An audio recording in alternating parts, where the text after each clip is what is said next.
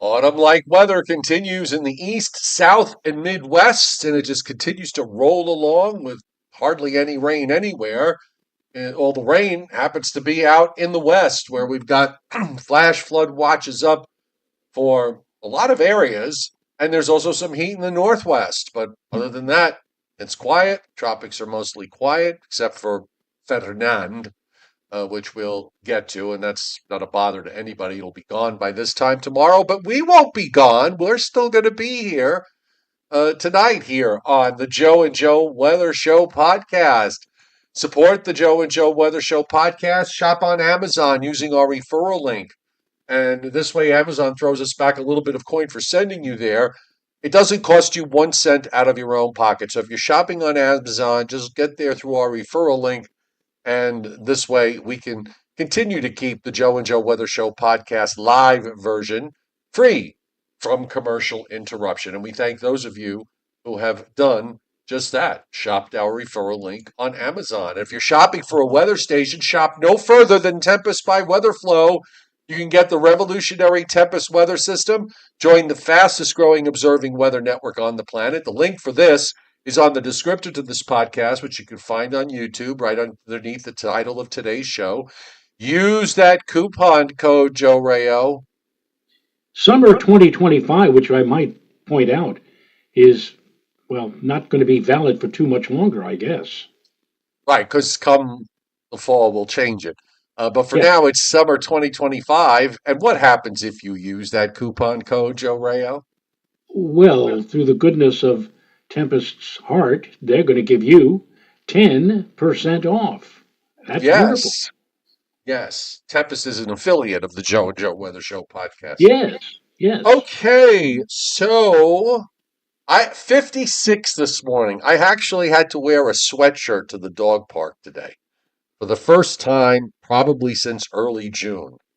But it felt great. Late this afternoon, I went to Vogel State Park here and walked around. Beautiful breeze, nice and dry. The sun was not killing me as it wants to do. It was just really, it's been gorgeous here the last 2 days. So we're with you, Joe. We're just as gorgeous as you are. Oh, thank you. Thank you so much. Yes. Well, I don't know what our low temperature was here, but certainly it was a cool morning. And I think the next couple of nights, Joe, in parts of the lower Hudson Valley, some folks may see temperatures dip into the 40s. You talk about your cool. Yeah, it is. And we're pretty much, I mean, there'll be some temperature fluctuations. We might go, nudge up a degree or two here as we go through the end of the week. The only day where I would throw in the chance of a shower, and I do mean a shower, which means that probably 95 to 99% of folks won't even see one, would be Friday, because we have another cold front with another reinforcing surge of dry, cool air that's going to come into the Northeast and Mid-Atlantic states for the whole weekend.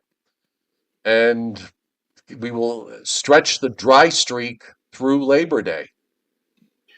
It's going to be wonderful. I think it's really going to be, after all that what we went through in terms of heat and humidity, especially humidity this summer, the next several days, next week or so, will feel just fine. Yes. Welcome to everybody on the chat board tonight. And for those of you lurking in the background on the Joe and Joe Weather Show podcast, we welcome you too.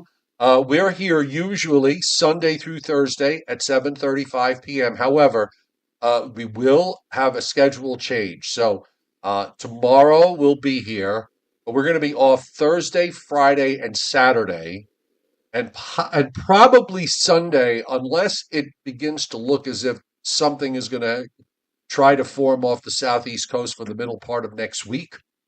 If that happens, we will have a show, and you'll know about it because if you have your notifications turned on, you'll get a notification that we're going to be doing a program. And also, that's a good reason for those of you who have not yet subscribed to my YouTube channel to subscribe to my YouTube channel. It's free. If you hit the subscribe button, you don't have to pay.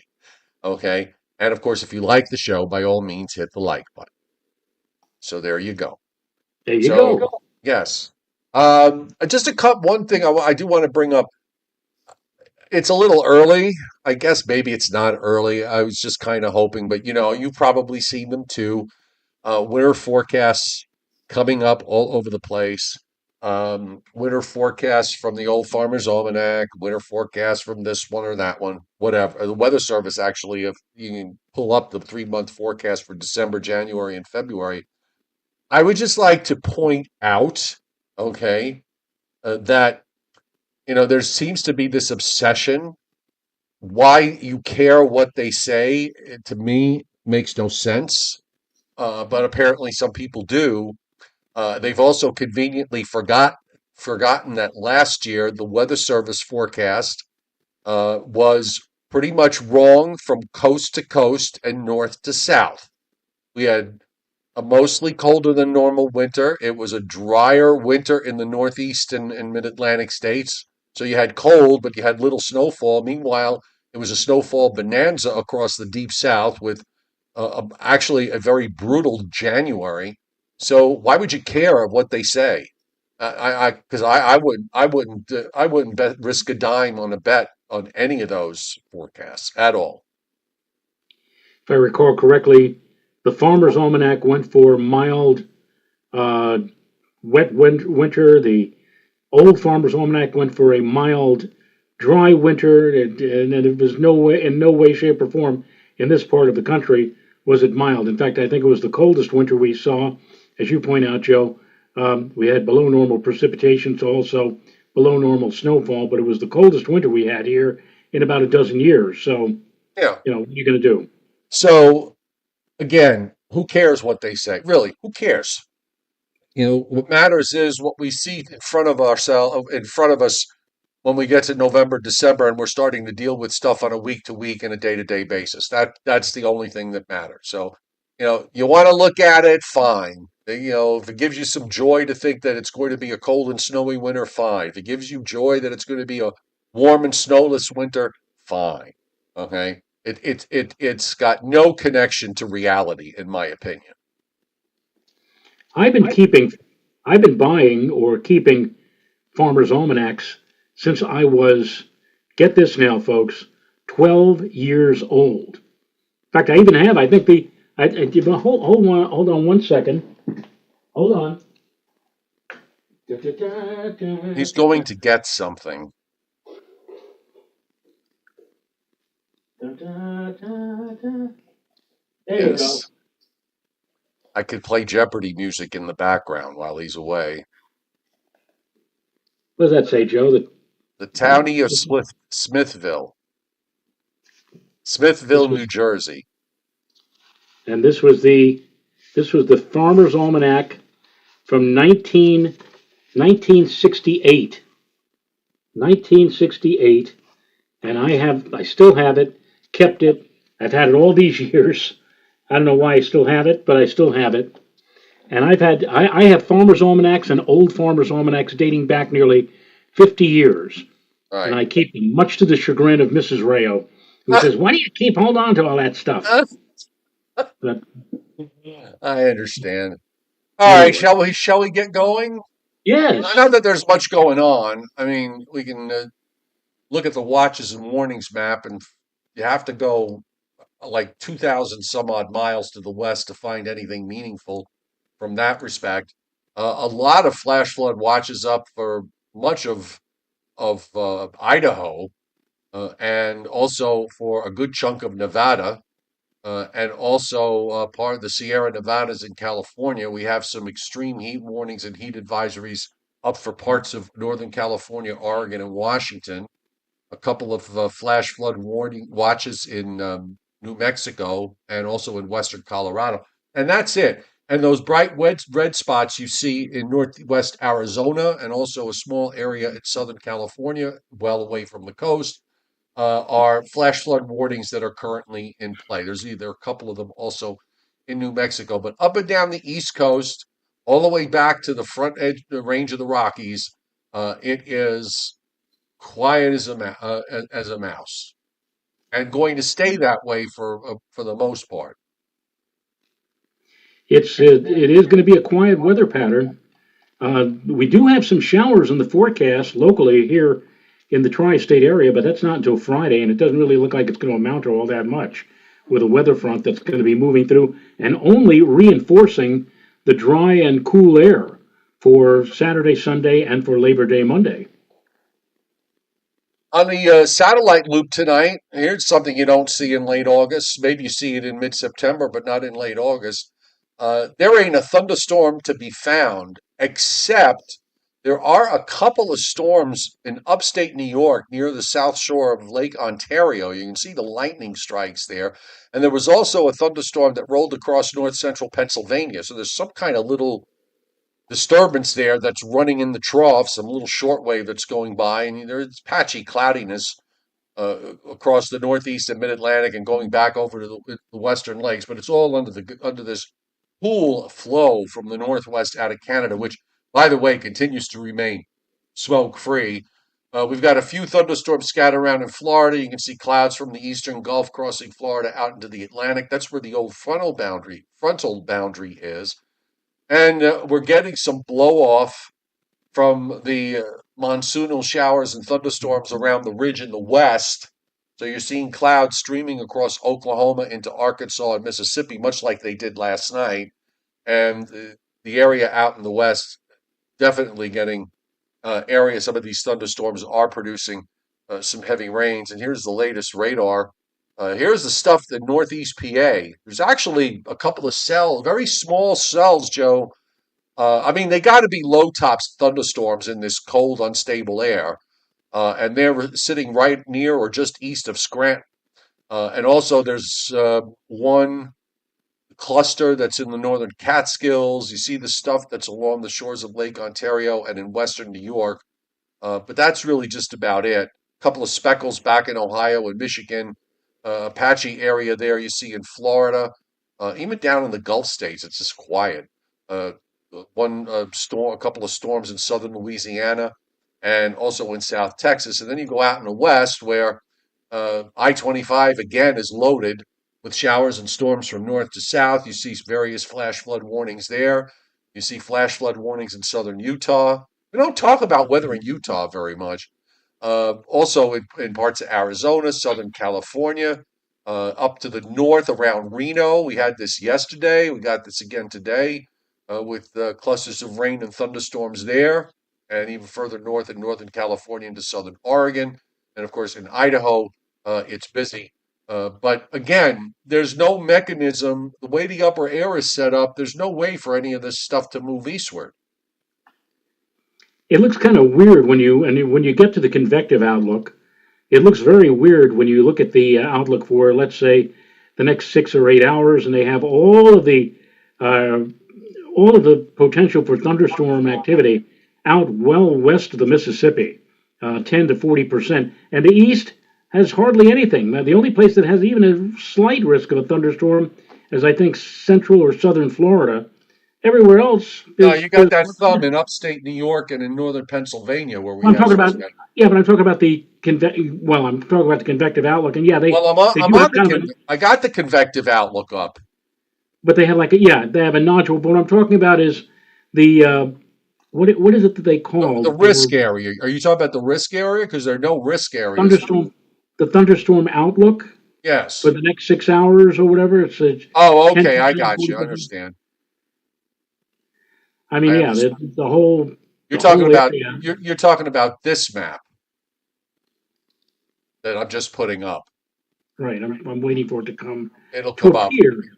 Yeah, they got There you nothing. go. Yeah. Yeah, that looks so strange that you see all the activity in places where normally at this time of the year it's bone dry and hardly anything. As I said, look where they have the only area brown of 10% or less down in central or southern Florida. And you're right. You're right, though. There are thunderstorms right now, in parts of northeastern Pennsylvania, which they really should have accounted for, but they didn't. I know in the my lower Hudson Valley forecast, I mentioned a slight risk of a localized shower for early this evening, mainly north and west of I-84. And then after that, it just tonight does not look like a clear night. It looks like more like a cloudy to partly cloudy night. It started off beautifully clear this morning, and then we had a lot of buildup of cumulus clouds during this afternoon. It even became, for a short while, broken to overcast. Now it's trying with the sun setting and the cooler temperature settling in. Some of those clouds are trying to break, but they're not doing it very quickly. So there you go. Well, there's no severe weather risk areas anywhere tomorrow, just general thunderstorm risks, and you see them out in the west. I actually added the cities on here, which is kind of interesting. I was always able to do that and never did, but I found it today. I guess I never really noticed that. But yeah, general thunderstorm activity. But the Northeast, from Maine to North Florida, there's nothing. And then going the Ohio Valley, there's nothing. Up in the lakes, yes, tomorrow. And then, of course, as you said, out in the west.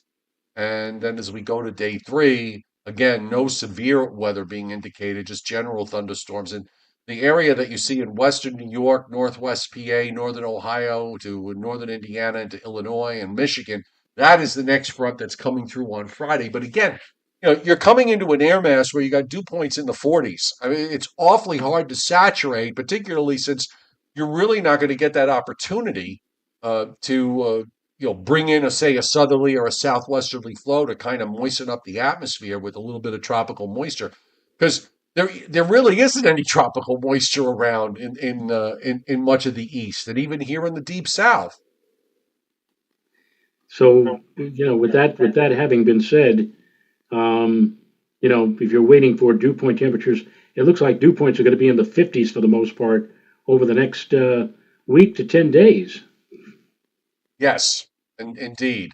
And here's the WPC rainfall. Now they do get a little bullish with a half to three quarters in Maine, New Hampshire, and Massachusetts. That's for Friday, but it sharply cuts off south of there. They've got less than a tenth of an inch for Long Island, New Jersey, and the Hudson Valley. And then you got nothing, no rain being forecast across much of Pennsylvania, Delaware, Virginia, except for the western half of the state, and northeastern North Carolina. You got to go way south to the Carolina coast. And even there, you're sort of on the edge of, say, three quarters of an inch to an inch.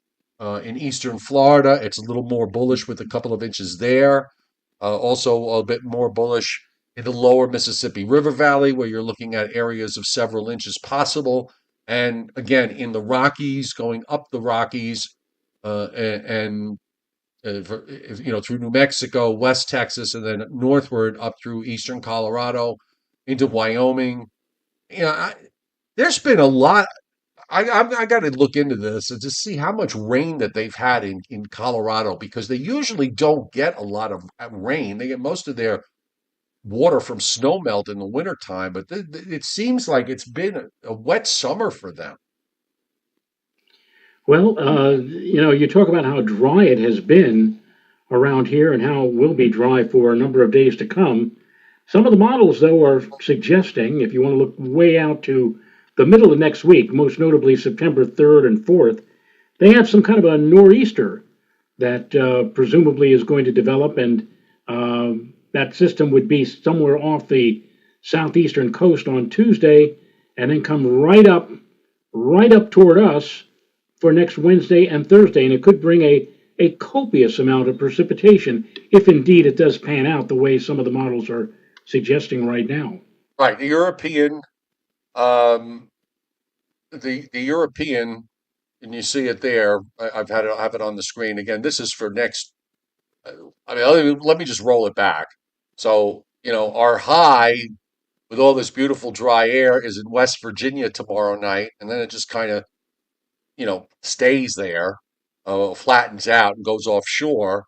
But the next front is already coming into Western New York and Western Pennsylvania, and there are some showers with that. But again, most of those go by through upstate New York and into New England.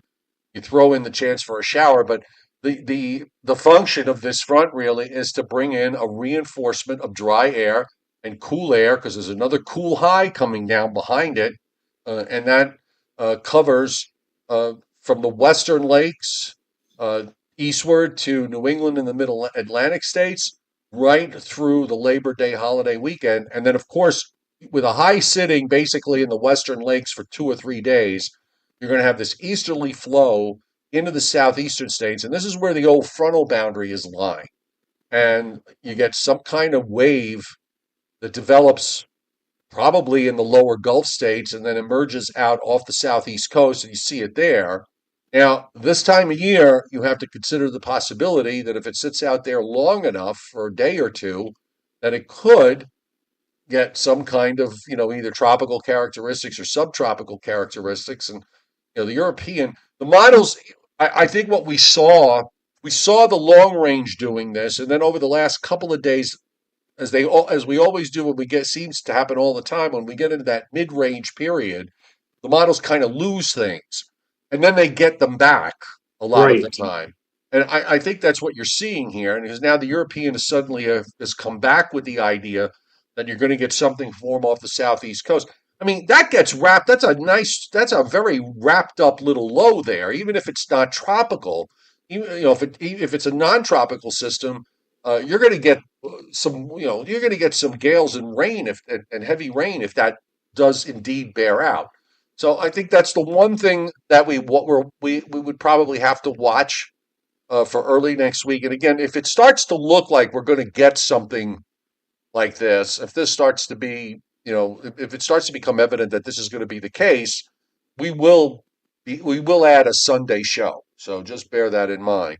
And after that goes by, there's another front, and the air is not probably just seasonal, maybe a bit more of a westerly flow. And then we got more fronts coming through as we get through those first 10 days of September. But I don't see any kind of heat wave anytime soon. No, I don't either. No. Meanwhile, in the tropics, just a quick check. We still have Fernand, Joe,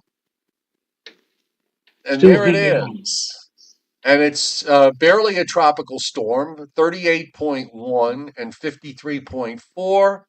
And it's moving northeast at 10, and it's likely that it's going to become post-tropical overnight, and there or during the day tomorrow. You can see the Hurricane Center still has it hanging on as a tropical storm. Meanwhile, in the Pacific, we have Juliet and two other areas of disturbed weather that are rated at 30%. The Atlantic is very quiet, and when the Pacific starts to get a little busier, the Atlantic starts to get a little calmer. I think that's sort of where we are right now, although even in the Pacific, we're not seeing anything truly gel up in crazy activity where you get one hurricane after another, at least at the moment. And disturbed weather south of Hawaii is being indicated here, with a 40% chance that this could develop over the next couple of days as it continues to move to the west. It's moving well south of the Hawaiian Islands, and it's not going to be any threat to them. But for now, Labor Day weekend statistically is when you usually have at least one hurricane running around somewhere in the Atlantic basin. I think this is definitely going to be one of those years where you're not going to have a hurricane running around anywhere in the Atlantic basin. That's very unusual, but I mentioned the other day, at this point in the season, we usually have had seven named storms, and we've only had so far five. So we're running a little behind. Not to say that suddenly things could jack up or rev up in September, and we've seen that in some years. But so far, it has been a relatively quiet hurricane season, save for one storm, and that, of course, is Aaron. David Scott on the chat board asking if there are showers on Friday. Would it be early in the day? What is the timing looking like? While I would say that there certainly is a chance we could have a shower or two as early as Friday morning, I think the best chance for getting wet on Friday right now looks to be sometime in the early to mid afternoon. At least that's how, again, it looks currently for the end of the week. Okay, so let's do a little bit of Briller Jeopardy. We have a new category. It's an interesting category, still on the theme of hurricanes and tropical storms. But what we're going to do this time around, Joe, is that I'm going to name the state, and you are going to name the hurricane that has caused more dollar damage, the most dollar damage in that state. So this is not going to be easy. You have to really know your hurricanes to get this one. Okay? So, everybody, you ready? Are you ready, Mr. Rayo? I'll try. Okay, let's start with Alabama. What Uh, hurricane? What hurricane did the most dollar damage? And this, by the way, is adjusted for inflation. The most dollar damage, Alabama. I don't know. When I think about Alabama, I think of the one of the big storms when I first got into this business way back in the late 70s, and that was Frederick. But I don't think Frederick would be making it that high up on the list anymore. No, indeed, it did not. Um, it is let's call it a relatively recent event. Well, I would think that would be the case, Joe. I mean, we're talking about in terms of dollar value, or Yes. most of these storms, in retrospect, that would make such a list would probably be in the last, I would say, 10 or 15 years.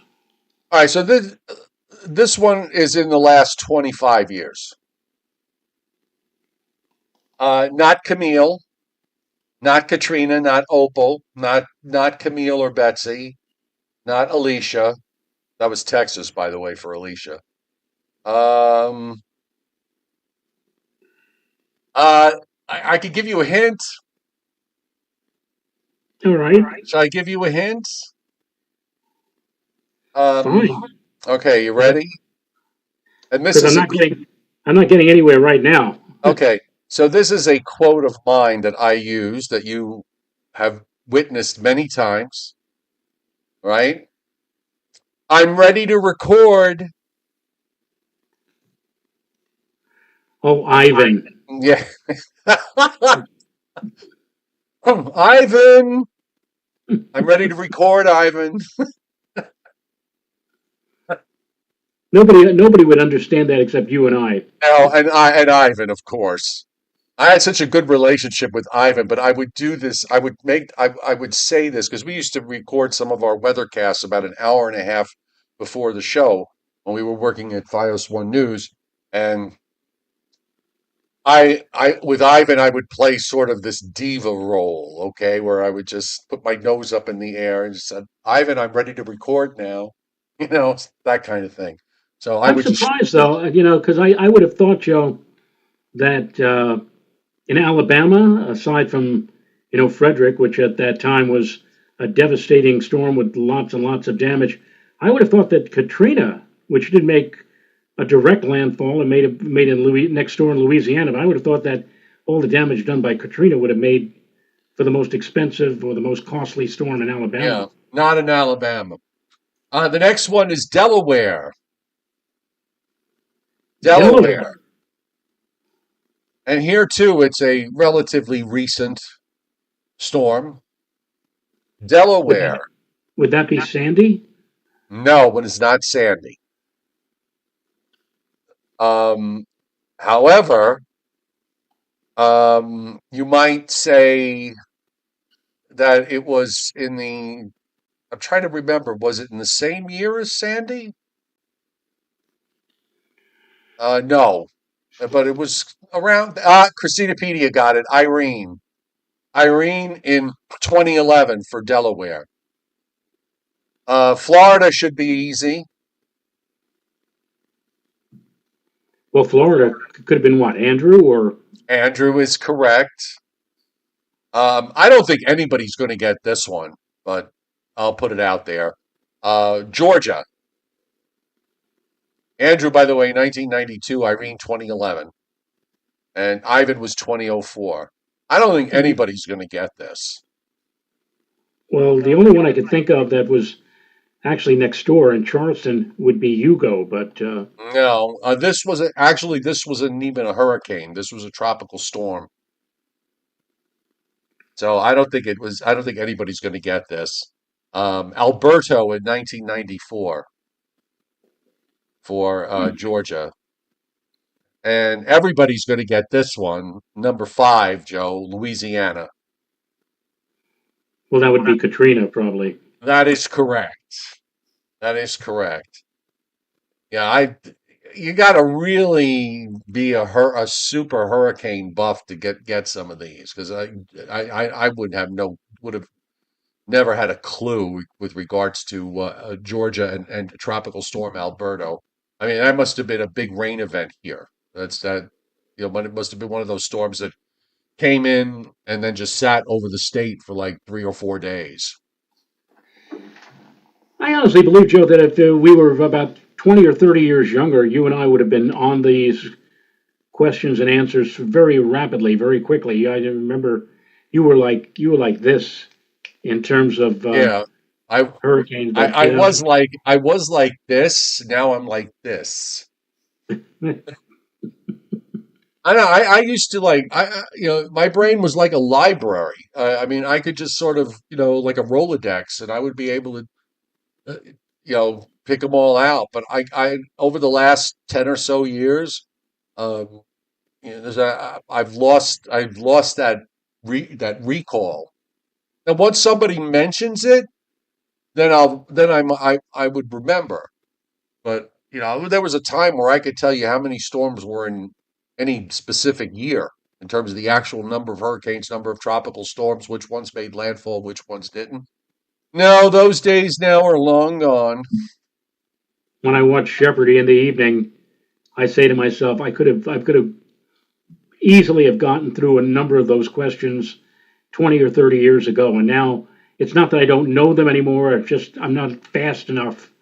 I have to dwell on what the answer is. As you said, you have a Rolodex in your head. Back 20, 30 years ago, the Rolodex went bzzz, Yeah. like that. And And when it comes, now it's like, right. yeah. And also when it comes to popular culture type questions, I don't know the music. I don't know the TV shows. I don't know the TV stars, even the movie stars. Whoever's currently popular. I see news stories about, headlines of news stories about certain stars doing certain stupid things, and I'm like, who is this person? I have no clue.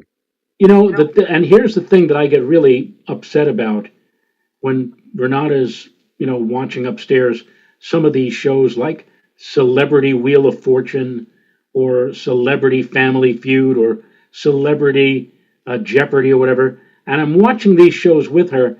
I don't know who the heck any of these quote No. celebrities are.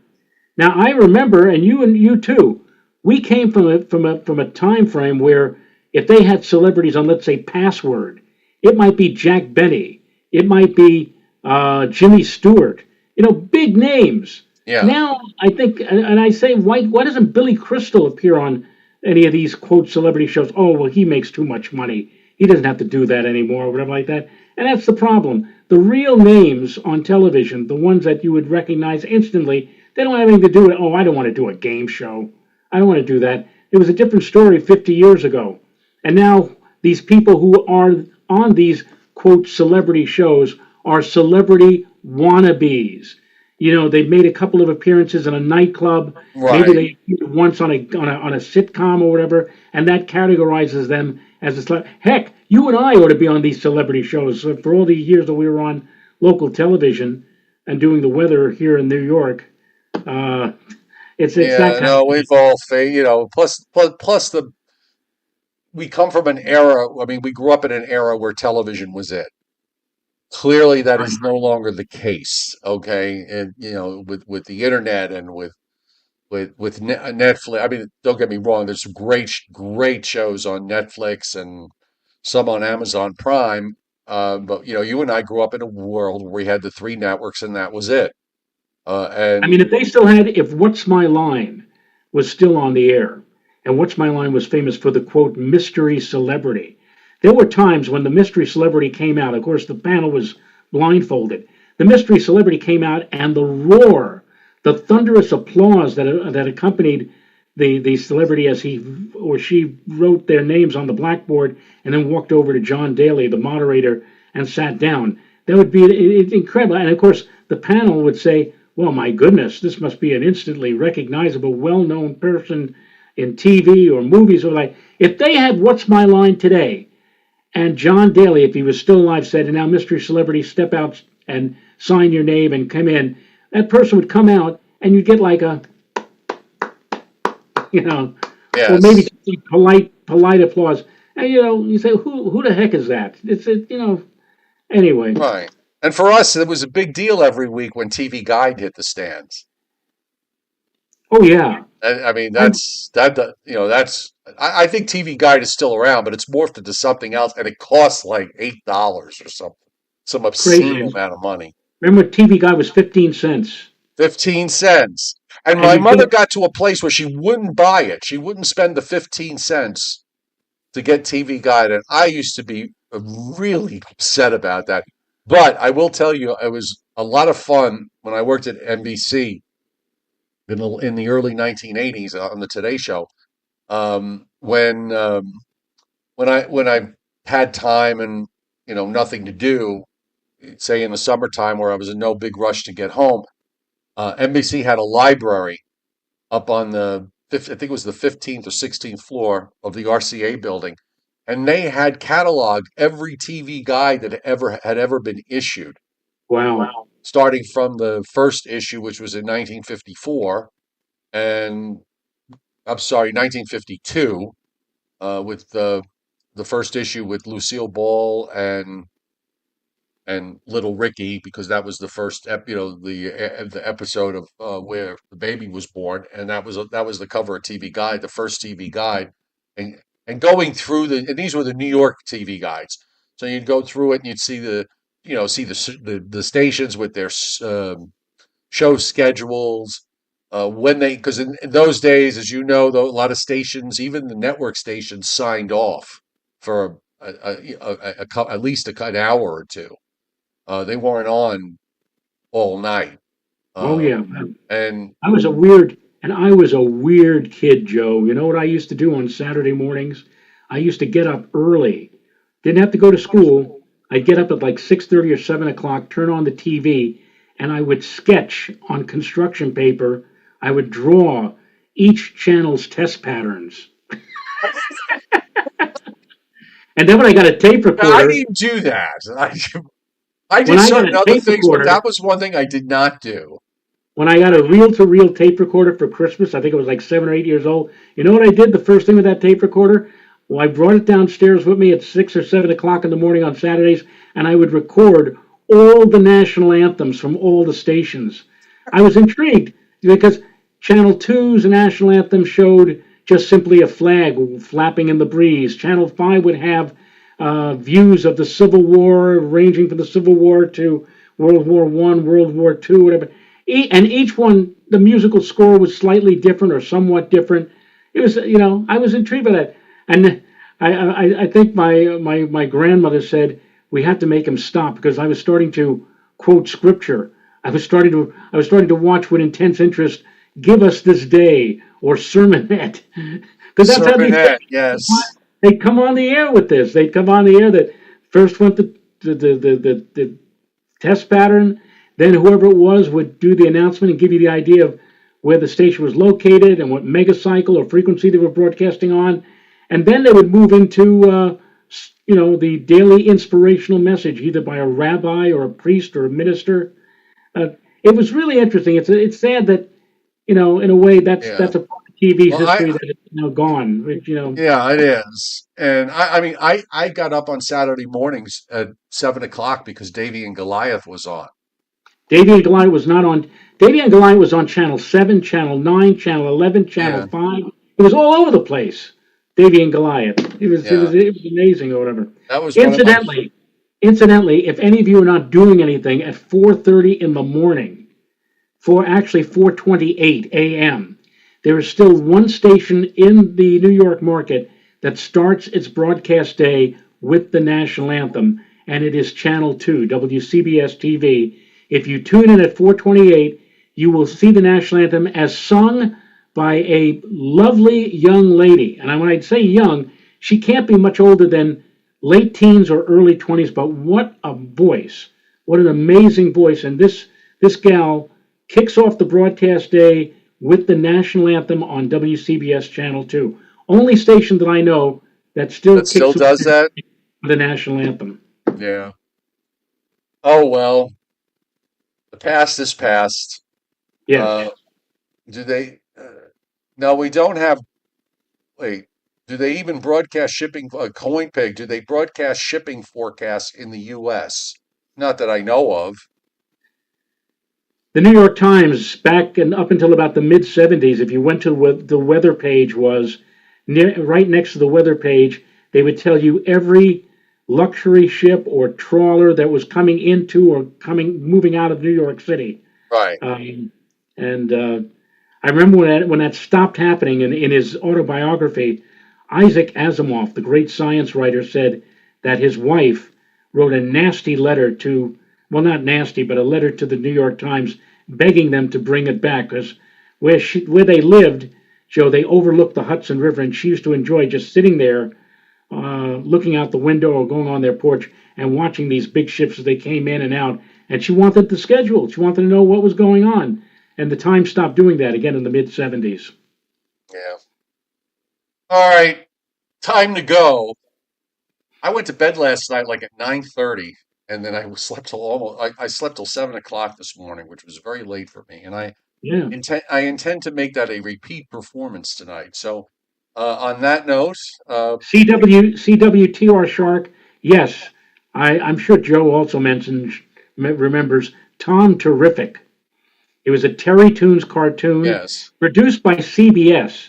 CBS had a cartoon division called Terry Toons, and Tom Terrific was one of the characters that they played on. And Tom Terrific had as his companion Manfred, the Wonder Dog. And the evil villain in Tom Terrific was Crabbyton Apple, and also Pittsburgh the Pirate. I was looking at Facebook Reels earlier today, and I had the open for the Snuffy Smith cartoon. Remember Snuffy Smith? Oh yeah. That was I had completely forgotten about that until I saw the opening of that of this. Great balls of fire! I'm Yeah, bodacious. exactly. All right, time to go, everybody. Have a great night. We'll see you tomorrow, and we'll finalize the schedule changes then. So, nighty night. Nighty night, folks. Have a good evening. See you tomorrow night, 7:35, and good luck to Dennis Cassia, who sent me an email today. Joe, and says he's doing great since his procedure back last week. Oh, and Tyler Fenger, good luck to you. He's leaving for UMass to start college. Congratulations and best of luck to you. And try to watch the show while you're up there. Get your friends to watch too. Bye bye. Bye, bonds.